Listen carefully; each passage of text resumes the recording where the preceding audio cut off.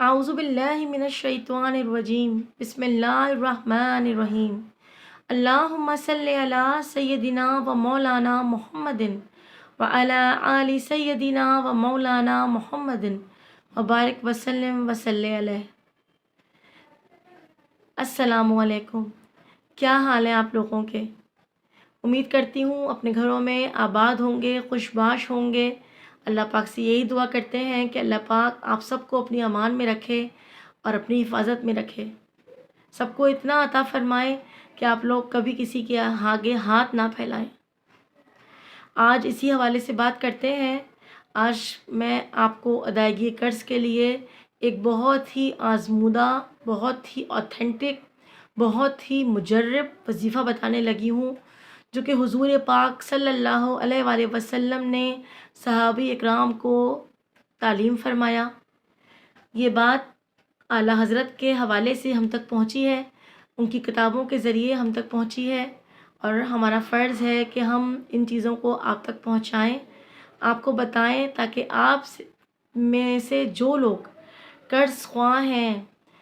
یا قرض دار ہیں، جو بیچارے قرض کے بوجھ تلے دبے ہوئے ہیں، وہ اسے پڑھ کر اپنے لیے آسانیاں پیدا کر سکیں، ان کے قرض ادا ہو جائیں۔ انشاءاللہ تعالی اللہ پاک ان کو اتنا غنی کر دے، ان کے رزق روزی میں اتنی فراوانی عطا فرما دے کہ وہ کسی کے محتاج نہ رہیں۔ یقین جانیں،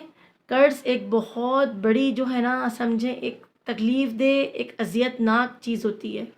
آپ قرض لے تو لیں، اور اگر وقت پہ نہ ادا کر پائیں تو عزت نفس مجروح ہوتی ہے۔ لوگ جو باتیں سناتے ہیں اس سے انسان کا دل اتنا دکھتا ہے کہ آپ سمجھیں آپ کوئی بھی انتہائی قدم اٹھانے پر مجبور ہو جاتے ہیں بعض لوگ۔ اللہ پاک ہمیں اس گھڑی سے بچائے، اس وقت سے بچائے۔ اللہ پاک اپنے اور اپنے حبیب کے علاوہ کسی کا محتاج نہ کرے۔ اللہ پاک ہمیں اپنے آگے ہاتھ پھیلانے والا رکھے، کسی کے آگے ہاتھ پھیلانے والا نہ بنائے۔ انسانوں کا محتاج نہیں اچھا لگتا۔ اللہ پاک ہمیں اپنا محتاج رکھے، اپنے در کا بھکاری رکھے، اپنے در کا منگتا رکھے، بس آمین ثم آمین۔ تو جو وظیفہ بتانے لگی ہوں آپ کو آج میں، وہ وظیفہ آپ کو فجر کی فرض اور سنتوں کے درمیان پڑھنا ہے، ٹھیک ہے؟ اچھا، اس کو صبح شام پڑھنے کی تاکید فرمائی گئی ہے۔ حضور نے صبح شام پڑھنے کو زیادہ اس کو مفید قرار دیا ہے۔ حضور نے اس طرح ہی تعلیم فرمایا ہے، تو ہم اس کو اسی طرح ہی پڑھیں گے۔ ہماری مجال نہیں کہ اس میں کمی بیشی کر سکیں، اور اس کا فائدہ بھی ظاہر ہے جب بھی ہوگا جب ہم حضور کی بتائی ہوئی ہدایت کے مطابق اس کو پڑھیں گے۔ اچھا، اس کا طریقہ اس طرح ہے کہ جب آپ اس عمل کا وقت جو ہے نا، صبح طلوع فجر کے بعد اور سنتوں کے سے فارغ ہونے کے بعد ہے، آپ اسی مقام پر بیٹھے رہیں جہاں پر آپ نے سنتیں ادا کی ہیں فجر کی، اور آپ جو ہیں اول درود تاج 3 بار پڑھ لیں، اس کے بعد سبحان اللہ و بحمدہ 21 بار پڑھیں، اور پھر جب تک فجر کی فرض نماز نہ پڑھ لیں، جو وقت بیچ میں ہے، میں یہ بات کر رہی ہوں مردوں کے لیے، ٹھیک ہے؟ کیونکہ ان کے فرض کا وقت تھوڑی دیر میں شروع ہوتا ہے، وہ جماعت سے پڑھتے ہیں، تو سنتوں اور فرض کے درمیان کافی وقت مل جاتا ہے۔ تو اگر مرد یہ پڑھ رہے ہیں تو وہ سنتیں پڑھ کر فارغ ہو کر بیٹھ جائیں، 3 بار درود تاج پڑھ لیں۔ درود تاج پڑھنے کے بعد آپ 21 مرتبہ سبحان اللہ و بحمدہ پڑھیں، اور پھر یہ دعا ہے جو میں آپ کو ابھی بتانے لگی ہوں، اس دعا کو آپ نے بے شمار ٹائم پڑھنا ہے، اس کی کوئی تعداد مقرر نہیں ہے، جتنی بار آپ آسانی سے پڑھ سکیں فجر اور فرض کے درمیان، ٹھیک ہے؟ وہ دعا آپ کو بتاتی ہوں۔ اس سے پہلے بتا دوں کہ اگر خواتین اس وظیفے کو پڑھ رہی ہیں ادائیگی قرض کے لیے، تو خواتین یہ کریں کہ سنتیں پڑھنے کے بعد وہی 3 بار درود تاج پڑھنا ہے، 21 مرتبہ سبحان اللہ و بحمدہ پڑھنا ہے، اور اس دعا کو آپ نے اسی جگہ بیٹھے بیٹھے پڑھ لینا ہے۔ تھوڑا سا وقت بیچ میں جو ہمیں مطلب ہم خود سے ہی گیپ دے دیں فرض کے پہلے اور سنتوں کے بعد، تو یہ دعا جو بتانے لگی ہوں آپ کو بھی اس طرح ہی پڑھنا ہے جس طرح میں نے مرد حضرات کو یا اپنے بھائیوں کو پڑھنے کے لیے کہا ہے۔ اچھا، یہ عمل آپ نے فجر میں کر لیا، اور اسی عمل کو آپ نے عصر اور مغرب کے درمیان بھی کرنا ہے۔ عصر کی نماز پڑھ لیں تو اسی جگہ بیٹھے رہیں جہاں آپ نماز پڑھ چکے، اور اسی طرح مغرب تک بیٹھ کر آپ نے اس دعا کو کسی سے بھی بات کیے بغیر، کوئی کام دوسرا کیے بغیر، آپ نے جو دعا میں آپ کو بتاؤں گی اس دعا کو آپ نے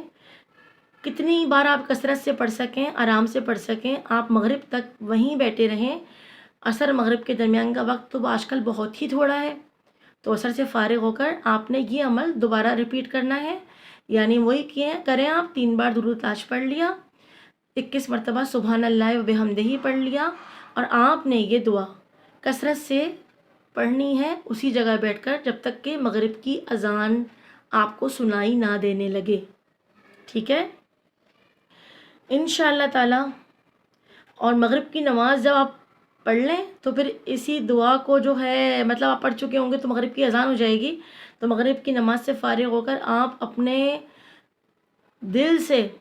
آپ اپنے رب کے حضور گڑ گڑا کر اپنے اس مسئلے یعنی ادائیگی قرض کو اور اپنی فکروں کو، تمام پریشانیوں کو اللہ کے حضور پیش کر دیں اور خوب دعا کریں۔ اللہ پاک انشاءاللہ تعالی آپ کی تمام تر مشکلات، تمام تر معاشی پریشانیاں، تمام تر قرض کی ادائیگی کے مسائل جو بھی ہیں، اللہ پاک اپنے حبیب کے صدقے ان کو حل فرمائے گا۔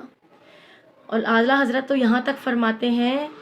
کہ یہ وظیفہ اتنا آزمودہ ہے، اور اس ذات اقدس نے تعلیم فرمایا ہے کہ وہ زبان جس کو سب کن کی کنجی کہیں، وہ زبان جس کو سب کن کی کنجی کہیں، اس کی نافذ حکومت پر لاکھوں سلام۔ بے شک ہمارے حضور پر لاکھوں درود اور لاکھوں سلام کہ ان کی ہدایت اور ان کی پیروی کرتے ہوئے، اگر اس پہ عمل کرتے ہوئے ہم اپنے ان تمام زندگی کے معاملات کو سلجھا لینا انشاءاللہ، تو کوئی فکر نہ رہے۔ اللہ پاک سے دعا ہے کہ اللہ پاک ان وظائف کے حوالے سے اور خاص طور پر جو ادائیگی قرض کے حوالے سے آج ہم نے بات کی ہے، اللہ پاک آپ لوگوں کے